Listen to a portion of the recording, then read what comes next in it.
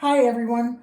Today I'm going to be showing you how to cast on with two different yarns. This is particularly helpful if you're doing a pattern with a lot of cast on stitches, such as you're making a blanket or maybe a shawl. And so what I'm doing is taking two skeins of yarns and I'm going to put a slip knot in this stitch, and then I'm going to put this on my needle. Now we're going to show you, just using a few stitches, how this works. So I've cast on using the loop. Now I'm going to do the long tail cast on.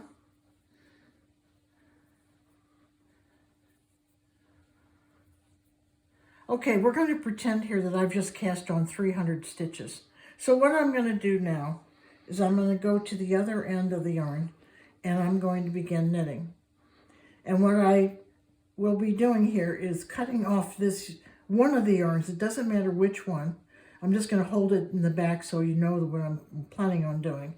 But I cut off that yarn, and then what I do is I start knitting again and proceed with the stitches I have on my needle.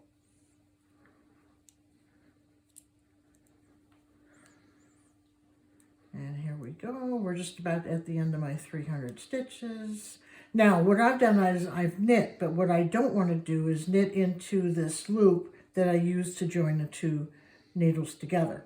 So what I do is simply take my needle out of that loop, pull that free, and there you go. So all you're going to have is these two pieces of yarn to wind in, and also the cut off end of the second yarn.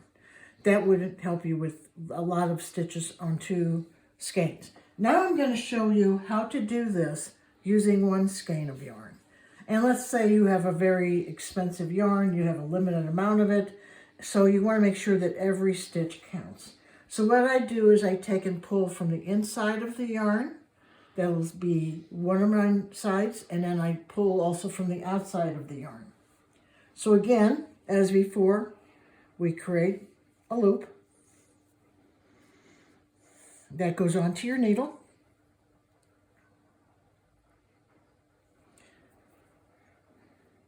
And then you're going to have those, and then we're going to do the long tail cast on again. Let's see if I can get this out of the way. Okay. So we're going to do the long tail cast on again for whatever stitches we need to do. Let's see, we'll just do 5. Okay, I turn my needle around. Again, it doesn't matter which one of these you cut. You simply cut it, and for the purpose of this exercise, I'm just going to hold it to the back of my hand. Then you just proceed to knit, just using one length of yarn. And the other, and then the other one is at the other end. There we go.